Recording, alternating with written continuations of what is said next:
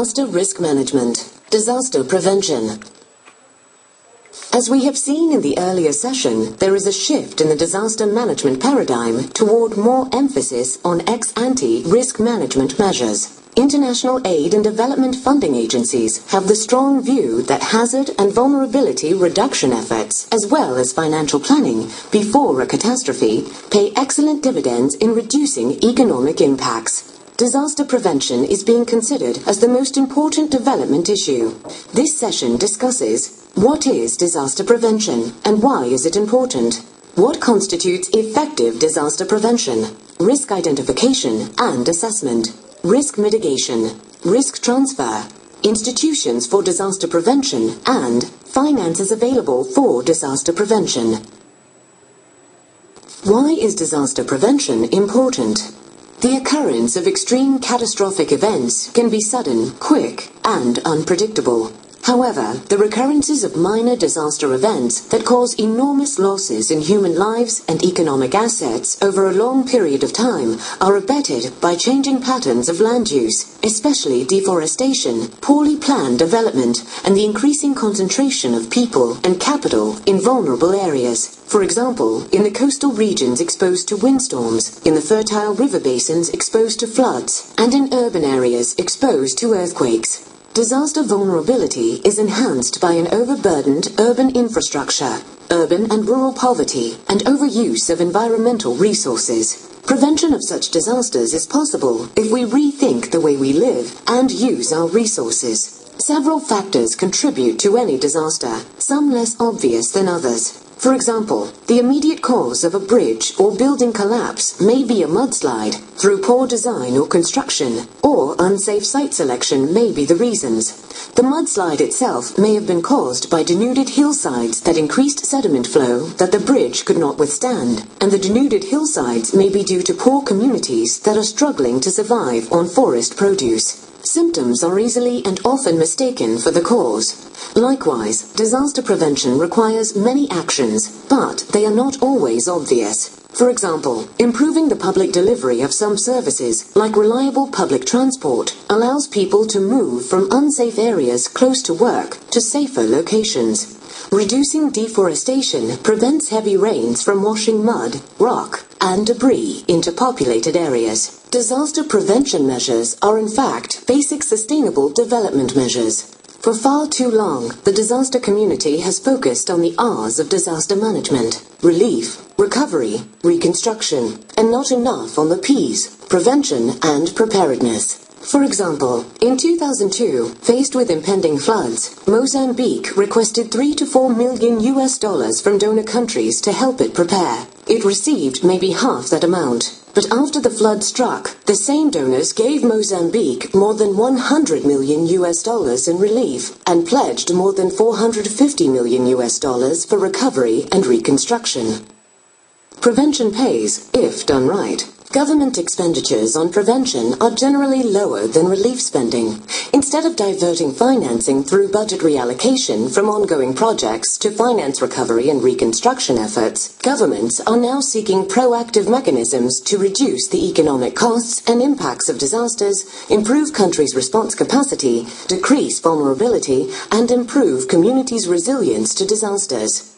For example, Bangladesh reduced deaths from cyclones by spending modest sums on shelters, developing accurate weather forecasts, issuing warnings that people heeded, and arranging for their evacuation. All this cost less than building large-scale embankments that would have been less effective. What is effective disaster prevention? A successful policy response for effective prevention includes information, interventions, and infrastructure. Underpinning this policy response is the role of institutions without which any policy response would be ineffectual. Pre-event risk management for natural disasters is a planned and structured approach that aims at risk identification and assessment, identifying and prioritizing vulnerable areas and populations through advanced information systems. Risk control measures comprise of mitigation and risk transfer. Mitigation or loss reduction measures reduce the intensity of the hazard and/or its consequences. while mitigation is directed toward physical vulnerability. Risk financing, or risk transfer, is directed toward financial vulnerability of governments, households, or businesses. Risk financing measures reduce the losses incurred by a subject or entity by transferring risk or sharing losses with others. Risk identification and assessments involve developing an inventory of historical hazard maps and producing hazard and vulnerability risk studies using geospatial data. People are often guided in their prevention decisions by information on hazards. Making such maps easily accessible could make developers and property owners more aware of the risks and be motivated to build appropriately.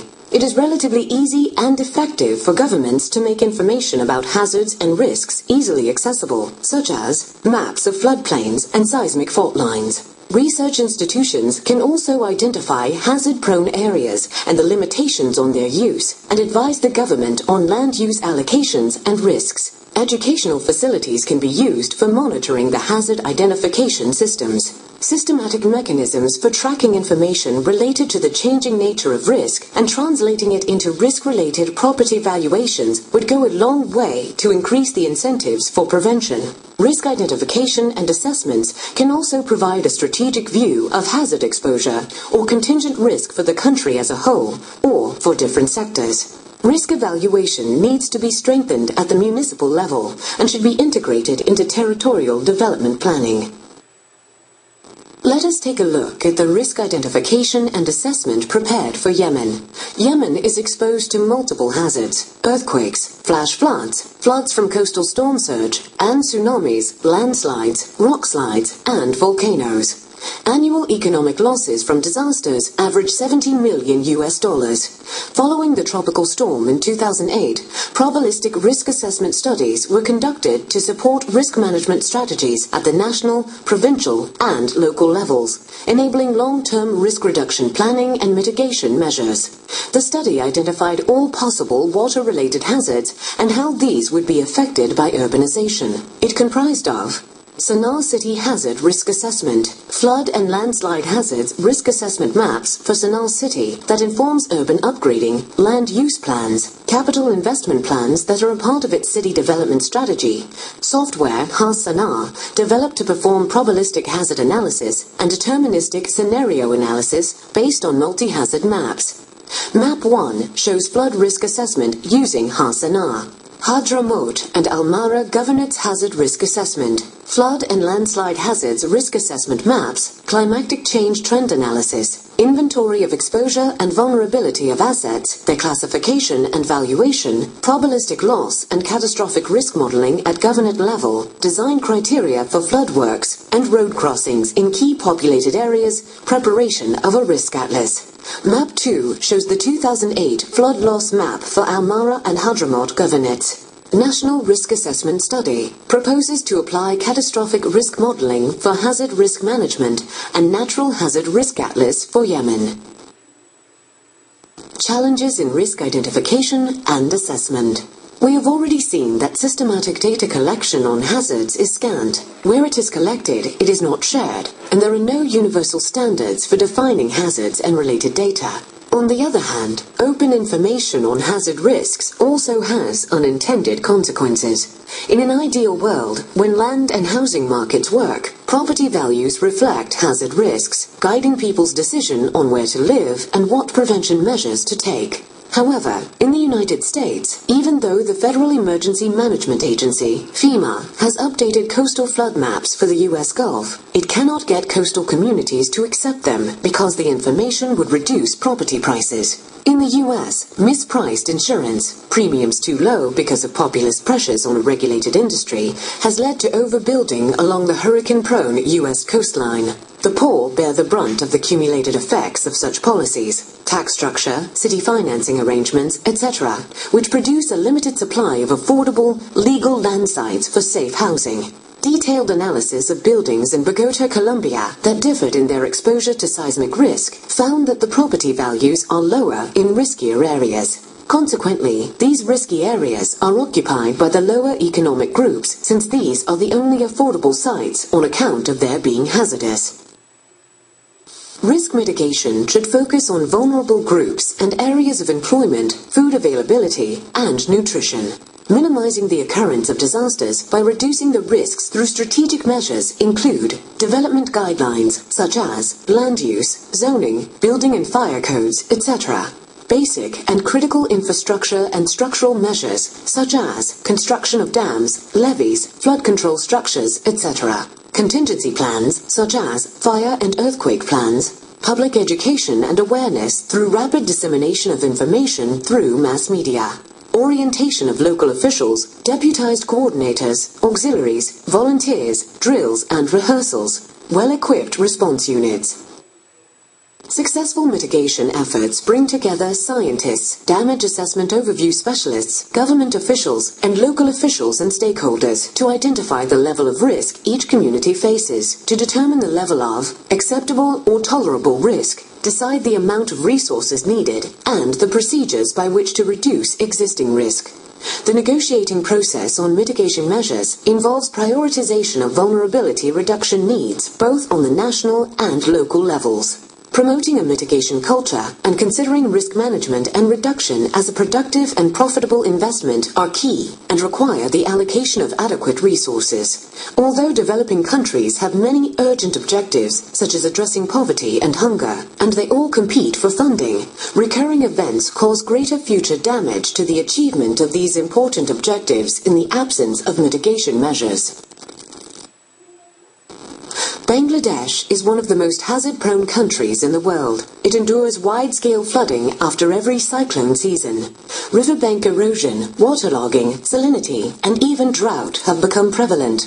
It is located in a seismically attractive region and faces tsunami risks. The combined multi-hazard maps for mortality and GDP show that Bangladesh ranks in the top 3 deciles of risk globally. Bangladesh is currently ranked as the most climate-vulnerable country in the world. Over time, the country's ability to manage disaster risks has improved as a result of a gradual shift from a response-based approach to greater emergency preparedness and risk mitigation. Disaster management in Bangladesh contributed to reduced casualties during Cyclone Sidr in 2007 that was of no less magnitude than earlier ones. The Bangladesh authorities had time to prepare a well-rehearsed response. They issued warnings and activated 44,000 volunteers who helped evacuate roughly 3 million people from their homes and accommodate 1.5 million in shelters. However, the 2007 cyclone highlighted the gaps between the national DRM policies and local risk reduction action plans. The current multi-stakeholder DRM action plan includes hazard analysis, including climate change impact and community risk assessments, risk-specific risk reduction programs across all sectors and hazards, strengthening institutional mechanisms, especially at the local level, for disaster management,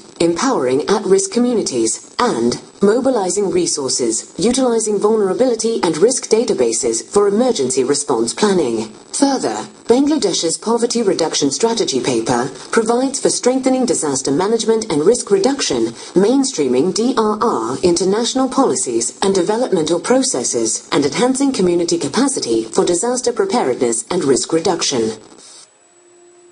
Challenges in risk mitigation. Although risk mitigation is appropriate and essential, most governments struggle to address basic poverty needs and consider risk mitigation as an added expense. However, measures for risk mitigation can converge with primary development goals and poverty reduction strategies in 2 critical areas: increasing the supply of safe land and housing by removing market distortions, budgeting for infrastructure maintenance in addition to infrastructure provision.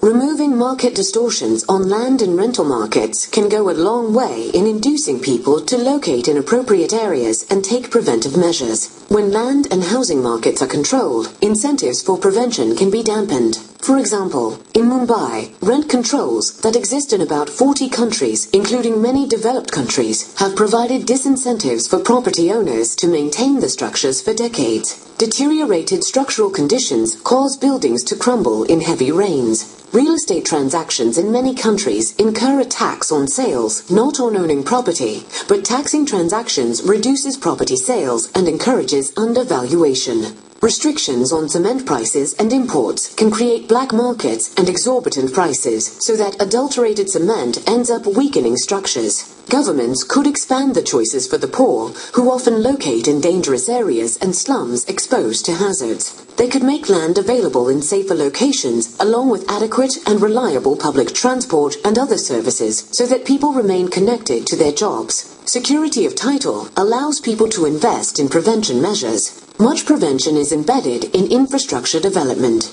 Governments must not only provide adequate infrastructure and other public services that are risk-free, but also budget for maintenance, such as fixing potholes in the road before winter or the rains, painting steel bridges before they weaken through corrosion, inspecting and fixing cracks in concrete bridges. Unfortunately, since maintenance can be postponed, it gets deferred until the asset crumbles. In a typical African country, about 30% of infrastructure assets need rehabilitation. Maintenance is cost-effective.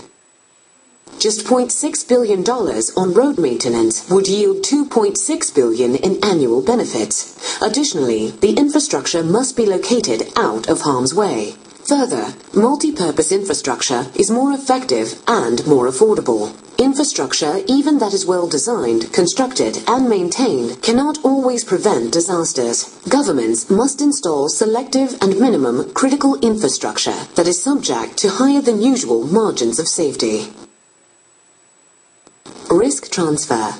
Households, businesses, agriculture, and the public sector do not always absorb the full economic losses from natural disasters. An important question in disaster management is, who absorbs the residual losses? The financial burdens can be transferred to others through the assistance of four main institutions. 1. The government or taxpayers. 2. Insurance and other risk transfer arrangements. 3. Family and neighbors. And 4. Domestic and international donors and lenders. Viewed globally, national and state governments take on the largest share of post-event assistance, also called collective loss sharing. In developing countries, however, informal arrangements involving relatives and neighbors appear to be the most important form of assistance. Domestic and international humanitarian assistance and loans are generally small compared to the global disaster bill, but in well-publicized disasters, donor assistance can play a large role. Increasingly, the market is playing an important role in distributing catastrophe losses through insurance, reinsurance, and capital market-based securities that transfer losses from the immediate victims to a wide and increasingly global web of premium payers and investors. A risk transfer instrument is a pre-disaster arrangement in which the purchaser incurs a relatively small cost in order to avoid the risk of a large loss after a disaster occurs. The important distinction between risk transfer and collective loss sharing is that the former is purchased by the persons or community at risk before the disaster, whereas the latter, post-disaster assistance, is provided by the state and thus usually funded by taxpayers. Public sector ex-ante financial resources. To cover disaster expenditure, governments reallocate budgetary resources, raise taxes, or borrow from domestic or international capital markets. However, their sources are limited, and they face resource gaps and seek alternative financing strategies, especially with insurance and other risk transfer instruments. For unstable economies, insurance can increase investor confidence in the country, as well as improve credit relations with lending organizations. There are clear advantages to public risk transfer, but there are also costs. To make informed decisions on the use of ex-ante financial resources instead of traditional financing, cost efficiency analysis is key. Computing technology has made it possible to assess risks and potential impacts of natural hazards before disasters occur, and to evaluate governments' post-disaster financing options. The choice of risk financing option should be based on the size of a financing gap and on the costs and benefits of filling that gap. The choice of specific instruments, their use, and combination should be determined on the basis of an explicit and integrated disaster risk management strategy. However, risk financing tools require that risk be reasonably qualified as a precondition to use. Small countries that lack understanding of contingent exposure and have underdeveloped insurance markets are thus at a disadvantage, unless government allies with the private sector in devising an appropriate insurance scheme. Private sector ex-ante financial resources. Increasingly, the costs of disaster need to be shifted from governments to the private sector.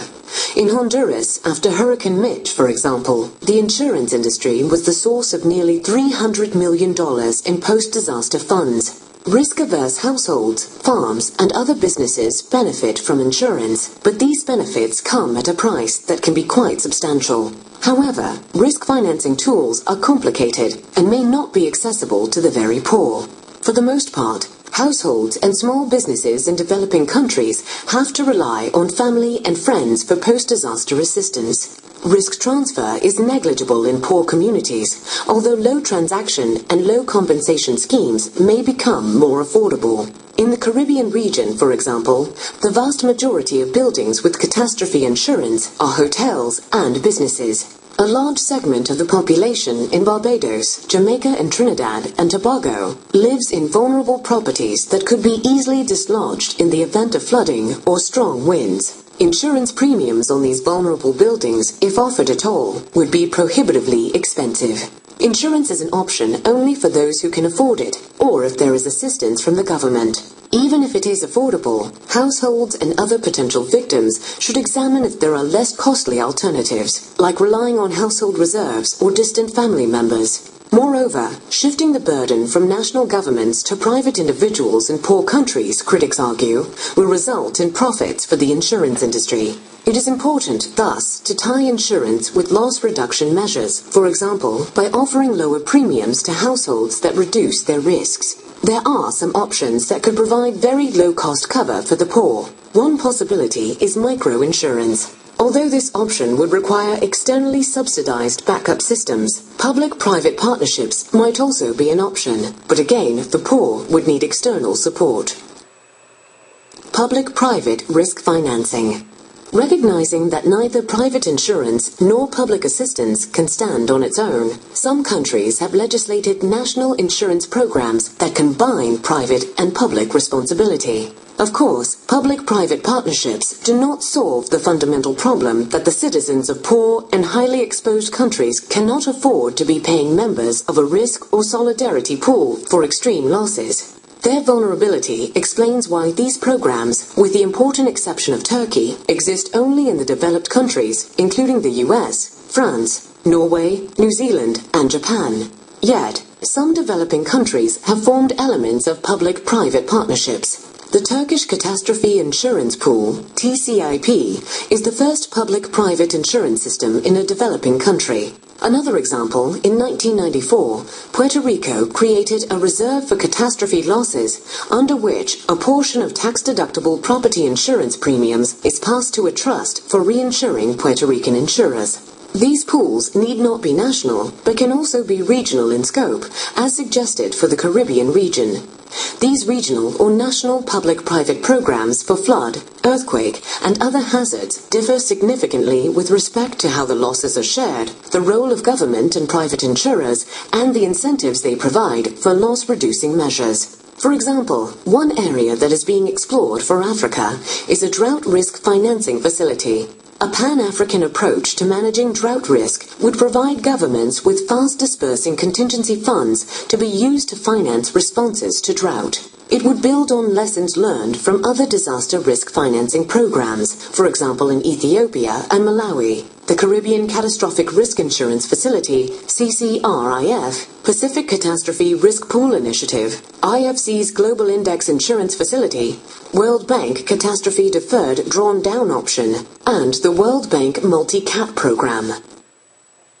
Caribbean Catastrophe Risk Insurance Facility, CCRIF. On average, 1 to 3 Caribbean countries are affected by a hurricane or an earthquake each year. In response, the Caribbean Catastrophic Risk Insurance Facility, the first ever multi-country pool, was set up to provide its members with access to affordable and effective coverage against natural disasters. The CCRIF functions as a mutual insurance company controlled by participating governments. It allows member countries to purchase liquidity coverage that provides immediate budget support after a major earthquake or hurricane, giving them time to mobilize additional resources for longer-term reconstruction activities. It acts as a joint reserve mechanism backed by the international reinsurance markets. It provides significantly lower cost than Caribbean governments could obtain individually from the insurance market. The GFDRR promotes innovative and balanced risk financing in 3 categories. Sovereign disaster risk financing that increases the financial response capacity of governments of developing countries while protecting their long-term fiscal balances. Property catastrophe risk insurance that can cover private and public assets. And agricultural insurance that includes innovative agricultural insurance products and vehicles that lessen economic losses to farmers, herders, agricultural financing institutions, and governments. Risk financing and mitigation measures are closely linked. Incentives for mitigation can be linked to risk financing. As an example, insurers might offer lower catastrophe cover premiums to households that take precautionary measures. Alternatively, households might take less precaution if they are insured, what is known as moral hazard. Yet, since risk cannot be reduced to zero due to physical or financial restrictions, and due to the fact that the cost of reducing risk may outweigh the benefits, ex-ante risk financing options should be a part of the management portfolio. Institutions for risk prevention. So far, we have paid considerable attention to the role of the public sector in disaster risk management. However, as with all development strategies, a multi-stakeholder approach that engages the community is most effective for disaster prevention. Private enterprises could be recruited to sponsor mitigation measures in basic services. For example, the occurrence of flooding can be reduced by ensuring that floodplains are not built upon by private developers, protecting wetlands and constructing levees along the riverbanks. Private and public measures need to work well together. For example, residents in low-lying areas of Jakarta raise the plinth of their houses to protect against floods. However, since public provision of piped water is inadequate, they also dig bore wells that causes the ground to subside. Research institutions can target public education about mitigation to low-income communities and create positive incentives to encourage private sector and community participation. Community oversight can be crucial. Vibrant communities help ensure that trees are not thoughtlessly felled and that saplings will grow. Even if the interests of uplanders who cut the trees may diverge from lowlanders who get flooded, communities in dialogue bridge these differences and manage the fair use of the commons. Further, the existence of institutionalized political parties is significantly associated with reductions in disaster mortality, since such systems are more likely to respond to citizens' needs. Just as prevention strategies are not obvious, finances for prevention are not obvious as well. It is important to recognize that the development goals of a country and the existing funds used to target the MDG build disaster resilience. Apart from the mainstream development funds, funds for disaster prevention are available for risk reduction in specific sectors. For example, the climate finance under the aegis of UNFCCC includes international funds, Adaptation Fund, World Bank Carbon Partnership Facility for preparing CDM projects and monetizing CERs, Climate Investment Funds, the Clean Technology Fund for scaled-up demonstration, deployment and transfer of low-carbon technologies, the Strategic Climate Fund for climate resilience in core development, Forest Investment Program to scale up renewable energy for low-income countries, urban planning support, reducing emissions from deforestation and forest degradation programs, REDD+, GEF, GFDRR, International Development Association, IBRD, and CMDB. Bilateral core funds for adaptation and mitigation. National programs such as Hatayama Initiative, Japan, International Climate Initiative, Germany, etc. Trust funds and partnerships, and guarantees for knowledge products, capacity building, partial risk guarantees to support development, adoption, and application of clean energy technologies, climate insurance products for risk financing strategy development, multi-cat products, cat swaps for extreme flood risks, etc., and multi-city insurance products, climate bonds against city CERs or nationally appropriate mitigation action and monetizing carbon funds, World Bank Public-Private Infrastructure Advisory Facility for urban NAMAs, and IFC and other MDB private sector arms for climate-resilient infrastructure or low-carbon technologies.